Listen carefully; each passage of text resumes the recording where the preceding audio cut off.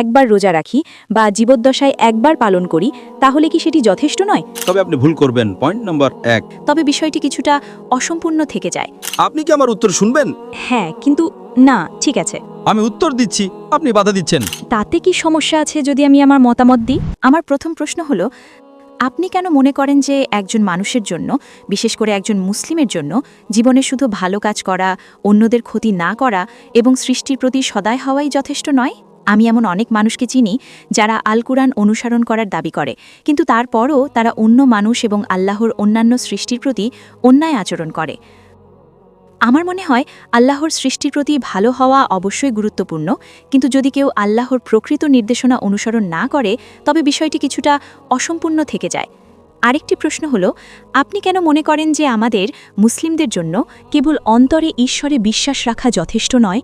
আমরা তো নিজেদের মধ্যে ঈশ্বরের প্রশংসা করতে পারি, তার প্রতি কৃতজ্ঞতা প্রকাশ করতে পারি, তাহলে আমরা নিজেদের মতো করে প্রার্থনা করতে পারি না কেন?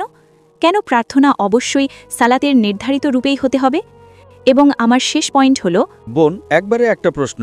আপনি যদি 4-5টা প্রশ্ন করেন উত্তর দেওয়া কঠিন। ওকে। বোন 2টো প্রশ্ন করে ফেলেছেন। প্রথম প্রশ্ন হলো, কেন কিছু মুসলিম খারাপ কাজ করে? কেন আপনারা শুধু ভালো কাজ করতে পারেন না এবং খারাপ কাজ না করে থাকতে পারেন না? এটাই প্রথম প্রশ্ন। এবং এটা কি আবশ্যক যে যখন আমরা প্রার্থনা করি তখন আমাদের একটা নির্দিষ্ট নিয়মে প্রার্থনা করতে হবে? কেন আমরা আমাদের পছন্দ মতো প্রার্থনা করতে পারি না? এটাই প্রশ্ন। প্রথম প্রশ্নের ব্যাপারে কেন অনেকে যারা বলে যে তারা মুসলিম তারপরও খারাপ কাজ করে?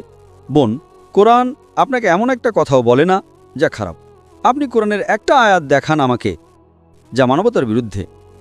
এমন একটা শিক্ষা নেই ইসলামে। কোরআন বা সহিহ হাদিসে এমন একটা শিক্ষাও নেই যা মানবতার বিরুদ্ধে। এমন কিছু মুসলিম থাকতে পারে যারা কোরআন অনুসরণ করছে না এবং ভুল কাজ করছে। যেমন ধরুন, কোরআন বলে প্রতারণা করো না, এমন অনেক মুসলিম আছে যারা প্রতারণা করছে। কোরআন বলে প্রতিবেশীদের কষ্ট দিও না, প্রতিবেশীদের সাহায্য করো, তারা প্রতিবেশীদের কষ্ট দিচ্ছে। তো বোন, এই হলো খারাপ উদাহরণ। এটা সেই একই উত্তর যা আমি আগে দিয়েছিলাম, যে অনুসারীদের দেখে ইসলামকে বিচার করবেন না। যেমন ধরুন, একটা স্কুলে, খুব বিখ্যাত একটা স্কুলে, কিছু ছাত্র ক্লাসে প্রথম হয়, কেউ সেকেন্ড ক্লাস পায়, কেউ থার্ড ক্লাস পায়, কেউ ফেল করে। আপনি কি এর জন্য স্কুলকে দোষ দিতে পারেন? না। কিছু ছাত্রকে তো ক্লাসে প্রথম হতে হবে, কাউকে তো ফেল করতে হবে। তো এটা আবশ্যক। তাই যারা ফেল করেছে তারা পাশের সার্টিফিকেট পাবে না, কিন্তু তারা সেই স্কুলের ছাত্র। ঠিক না ভুল? ঠিক। ঠিক একইভাবে যারা নিজেদের মুসলিম বলে এবং তারা ভুল কাজ বা খারাপ কাজ করে তারা পাশের সার্টিফিকেট পাবে না, তারা সেই স্কুলের খারাপ ছাত্র। কিন্তু আপনি কি এর জন্য স্কুলকে দোষ দিতে পারেন? না, আমি পারি না। প্রত্যেক স্কুলে ভালো ছাত্র এবং খারাপ ছাত্র থাকে, প্রত্যেক স্কুলে। এখন আপনার প্রশ্নের দ্বিতীয় অংশে আসছি, যে কেন আমরা ঈশ্বরকে আমাদের ইচ্ছা মতো ধন্যবাদ দিই না? কেন শুধু প্রার্থনার মতো একটা নির্দিষ্ট উপায়েই ধন্যবাদ দিতে হবে? অথবা আপনি জিজ্ঞেস করতে পারেন যে শুধু ভালো হওয়াই যথেষ্ট নয়। কোরআন বলে সূরা আল আসর অধ্যায় নম্বর 103 আয়াত নম্বর 1 থেকে 3-এ, এখানে 4টি শর্ত আছে যে কোনো মানুষের জান্নাতে যাওয়ার জন্য।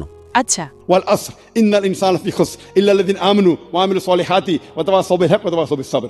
সময়ের কসম, মানুষ অবশ্যই ক্ষতির মধ্যে রয়েছে, তারা ছাড়া যাদের ঈমান আছে, যারা সৎ কাজ করে, যারা মানুষকে সত্যের উপদেশ দেয় এবং যারা মানুষকে ধৈর্য এবং অবিরাম চেষ্টার উপদেশ দেয়। শুধু ঈমান নয়, ঈমান মানে ঈশ্বরে বিশ্বাস করা যথেষ্ট নয়। আপনাকে নেক কাজও করতে হবে। ডাকাতি করা উচিত নয়, প্রতারণা করা উচিত নয়, অন্যদের সাহায্য করা উচিত। দ্বিতীয়টি হলো, প্রথম হলো ঈমান, বিশ্বাস, দ্বিতীয় হলো সৎ কাজ, তৃতীয় হলো মানুষকে সত্যের উপদেশ দেওয়া, মানুষকে সঠিক পথে ডাকা, এবং চতুর্থ হলো মানুষকে ধৈর্য এবং অবিরাম চেষ্টার উপদেশ দেওয়া। যদি এগুলোর কোনোটিও বাদ পড়ে, সাধারণ পরিস্থিতিতে আপনি জান্নাতে যাবেন না। আচ্ছা।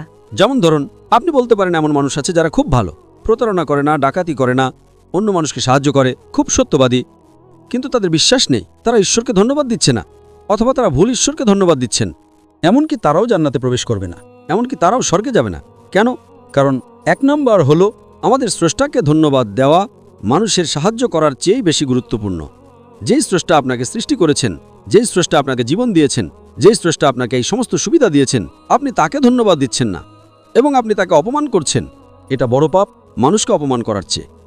তাই 1 নম্বর হলো প্রথম বোঝা এবং অনুভব করা স্রষ্টা কে এবং তাকে ধন্যবাদ জানানো, যেভাবে তাকে ধন্যবাদ জানানো উচিত। যেমন ধরুন, আপনি বললেন কেন আমরা সেভাবে প্রার্থনা করব যেভাবে আমরা করি। হ্যাঁ, কেন? বেশ, এখন আপনাকে প্রশ্ন করছি, আল্লাহ আমাদের সৃষ্টি করেছেন, তিনি সেরা, যিনি আপনাকে বলতে পারেন কিভাবে তার কাছে প্রার্থনা করা উচিত। আজ আমি বলবো যে আমি হয়তো এক পায়ে দাঁড়িয়ে প্রার্থনা করতে চাই, আমি অমুকভাবে প্রার্থনা করতে চাই। যেমন ধরুন, ক্লাসে শিক্ষক বলেন যে ঠিক আছে, যদি তুমি আমাকে সম্মান করো তাহলে তুমি আমার আদেশ মেনে চলো। ছাত্র বলল, না না, আমি আপনাকে সম্মান করি, কিন্তু আমি আপনাকে মানতে চাই না, আমি সেভাবে সম্মান করতে চাই যেভাবে আমি সম্মান করতে চাই। কে সঠিক? শিক্ষক। কারণ শিক্ষক বলেন, যদি তুমি আমাকে মানো তবে তুমি আমাকে সম্মান করবে। সুতরাং সর্বশক্তিমান ঈশ্বর, যিনি স্রষ্টা, তিনি নির্ধারণ করে দিয়েছেন কিভাবে আপনার প্রার্থনা করা উচিত। এবং যখন আমরা প্রার্থনা করি আমরা উপকৃত হই, কারণ আমাদের নামাজে আমরা সিজদা করি, আমরা আমাদের শরীরের সর্বোচ্চ অংশ কপালকে মাটির সর্বনিম্ন অংশে রাখি এবং বলি, সমস্ত প্রশংসা আল্লাহর যিনি মহান, সমস্ত প্রশংসা আল্লাহর যিনি মহান 3 বার। কারণ আজ মনোবিজ্ঞানীরা আমাদের বলে যে আমাদের শরীর আমাদের নিয়ন্ত্রণে থাকে, আমাদের মন সরাসরি আমাদের নিয়ন্ত্রণে থাকে না। তাই মনকে দখল করতে হলে আপনাকে শরীরকে বিনম্র করতে হবে। আমি সালাতের উপর একটা লেকচার দিয়েছি, সালা দ্য প্রোগ্রামিং টুয়ার্ডস রাইচাসনেস, যা বিস্তারিত বলে কেন আমরা সালাত আদায় করি সেভাবে, যেভাবে আমরা করি। আমি আপনাকে ইউটিউবে সেটা দেখতে অনুরোধ করছি। আপনার উত্তরের জন্য ধন্যবাদ। এবং আমার শেষ প্রশ্ন আছে, আমি কি পারি? অবশ্যই। তো যতদূর আমি জানি, ইসলাম আমাদের শেখাচ্ছে কিভাবে জীবনে ভালো কাজ করতে হয় এবং পরকালের জন্যও। কিন্তু আপনার আগের উত্তর অনুযায়ী আমি যেটা নিয়ে ভাবছি সেটা হলো, কেন এটা ভুল যদি আমি মানুষের প্রতি ভালো কাজ করি এবং ঈশ্বরে বিশ্বাস করি এবং আমি তার আদেশ পালন করি, যেমন অন্যদের সাহায্য করা এবং কুরআনে উল্লেখ করা আরও কিছু বিষয়। কিন্তু আমি শুধু বুঝতে পারছি না যেভাবে আমাদের প্রার্থনা করা উচিত, এবং আপনি সেটা আগে উল্লেখ করেছেন, এবং রোজার বিষয়টি এবং অন্যান্য সুন্নার বিষয়গুলো আমি ঠিক ওগুলো বুঝতে পারি না। আমি ইতিহাস সম্পর্কে কিছুটা জানি, কেন আমাদের রোজা রাখা উচিত, কিন্তু আমি যা বুঝতে পারি না তা হলো কেন এগুলো আমাদের জীবনে নিয়মিতভাবে পালন করতে হবে। যেমন যদি আমরা জীবনে একবার রোজা রাখি বা জীবদ্দশায় একবার পালন করি, তাহলে কি সেটি যথেষ্ট নয়? কেন বছরে একবার বা নির্দিষ্ট সময় অন্তর এটি পালন করা বাধ্যতামূলক? আমি বিষয়টি ঠিকভাবে বুঝতে পারছি না। বোন প্রশ্ন করেছেন 2টো প্রশ্ন। 1 নম্বর, অন্যদের সাহায্য করা কেন ভুল? বোন, কোরআনে কোথাও বলা হয়নি যে অন্যদের সাহায্য করা ভুল। অন্যদের সাহায্য করা ভালো। যদি আপনি অন্যদের সাহায্য না করেন তবে আপনি ভুল করবেন। Point number 1। পয়েন্ট নাম্বার 2, কেন আমরা সুন্নার মতো কিছু কাজ করি? সুন্না মানে হলো সেই কাজ এবং আদেশ সর্বশেষ এবং চূড়ান্ত নবী মুহাম্মদ সাল্লাল্লাহু আলাইহি সাল্লামের। যেমন আপনি জিজ্ঞেস করলেন কেন আমাদের রোজা রাখা উচিত এবং কেন আমাদের নির্দিষ্ট মাসে রোজা রাখা উচিত। আমরা রোজা রাখি কারণ এটা ইসলামের অন্যতম খুঁটি। আর কোরআন সূরা বাকারার অধ্যায় নম্বর 2 আয়াত নম্বর 183-তে বলে যে তোমাদের উপর রোজা ফরজ করা হয়েছে যেমন তোমাদের পূর্ববর্তীদের উপর ফরজ করা হয়েছিল, যাতে তোমরা আত্মসংযম শিখতে পারো, তোমরা তাকওয়া শিখতে পারো, তোমরা ধার্মিকতা শিখতে পারো, তোমরা খোদাভীতি অর্জন করতে পারো। কেন আমরা একসঙ্গে রোজা রাখি? কারণ আমরা একতায় বিশ্বাস করি। রমজান মাসে সবাই রোজা রাখি কারণ আমরা একতায় বিশ্বাস করি। যখন আমরা প্রার্থনা করি আমরা একসঙ্গে প্রার্থনা করি। যদি আপনি একতার সাথে প্রার্থনা করেন তবে একা প্রার্থনা করার চেয়ে আপনি বেশি সওয়াব পাবেন। একইভাবে রোজা মানে আপনাকে 1 মাস রোজা রাখতে হবে, তাই 1 মাস সম্পূর্ণভাবে রমজান মাস হিসেবে নির্ধারণ করা হয়েছে। এটা 29 থেকে 30 দিন এবং আমরা নবীর সুন্নার শিক্ষা অনুসরণ করি কারণ তিনি সর্বশক্তিমান ঈশ্বরের সর্বশেষ এবং চূড়ান্ত নবী। বোন, আমি আপনাকে জিজ্ঞেস করছি, আপনি কি বিশ্বাস করেন একজন ঈশ্বর আছেন? হ্যাঁ, আমি ঈশ্বরে বিশ্বাস করি। আপনি কি বিশ্বাস করেন নবী মুহাম্মদ সাল্লাল্লাহু আলাইহি সাল্লাম ঈশ্বরের নবী? হ্যাঁ, আমি ওটাতেও বিশ্বাস করি। তাহলে এর মানে আপনি একজন মুসলিম। হ্যাঁ, আমি জানি। ঠিক আছে। ধন্যবাদ। বোন, আপনি কি শাহাদা আরবিতে বলতে চান? কারণ একজন মুসলিম হতে হলে অন্তত 2টা জিনিস থাকা দরকার। তা হলো বিশ্বাস করা যে ঈশ্বর এক, হ্যাঁ, বিশ্বাস করা যে নবী মুহাম্মদ সাল্লাল্লাহু আলাইহি সাল্লাম ঈশ্বরের নবী। বাকি সবকিছু পরে আসে। তাই যদি আপনি এই 2টো জিনিসে বিশ্বাস করেন, আপনি কি শাহাদা আরবিতে বলতে চান? আমার মতে আপনি একজন মুসলিম। হ্যাঁ। আপনি কি শাহাদা আরবিতে বলতে চান? আমার মতে আপনি একজন মুসলিম। হ্যাঁ, আমি একজন মুসলিম। ও, আপনি মুসলিম? হ্যাঁ, আমি একজন মুসলিম। আসলে আমার বাবা মাও মুসলিম এবং পুরো পরিবারও মুসলিম, কিন্তু আমি নিজেকে শুধু এটাই প্রশ্ন করছি যে এটা কি, এটা কিসের জন্য বা এরকম কেন। তাহলে এখন কি বিষয়টা পরিষ্কার হয়েছে? হ্যাঁ। তাহলে এখন বুঝতে পারছেন এগুলো সঠিক শিক্ষা? আমি মনে করি অল্প কিছু। ভালো বোন, আমি আল্লাহর কাছে দোয়া করি তিনি আপনাকে আরো সঠিক পথ এবং আরো হেদায়েত দেন ইনশাআল্লাহ। তাতে কি সমস্যা আছে যদি আমি আমার মতামত দিই? কিসের? একটা বিষয়। আচ্ছা।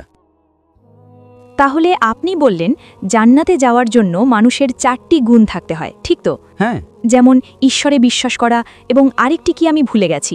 সৎকর্ম। হ্যাঁ, সৎকর্ম। মানুষকে সত্যের পথে ডাকা এবং মানুষকে ধৈর্য এবং পরিশ্রমের পথে ডাকা। হ্যাঁ, তো আপনার মতে কি এটা একই, তাদের ক্ষেত্রে কি এতে কোনো পার্থক্য হয়?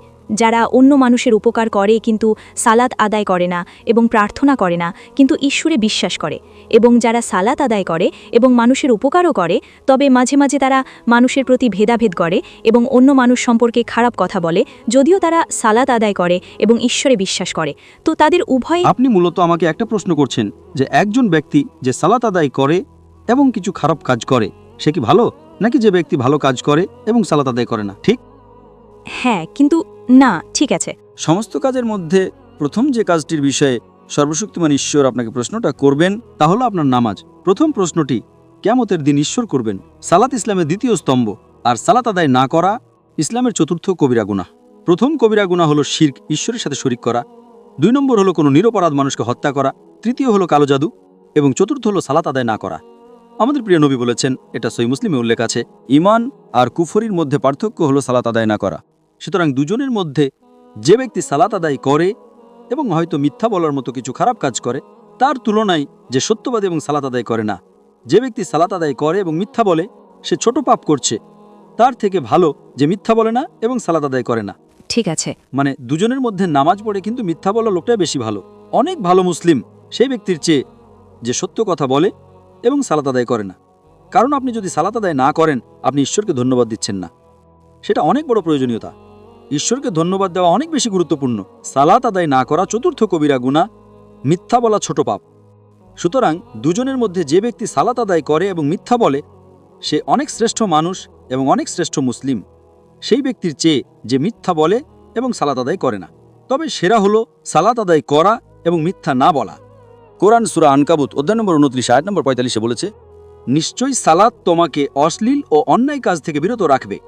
তাই যদি আপনার সালাত সঠিক হয় ইনশাআল্লাহ আপনি মিথ্যা বলবেন না, আপনি ভালো কাজ করবেন এবং আপনি একজন ভালো মুসলিম হবেন। আশা করি প্রশ্নের উত্তর পেয়েছেন। জি।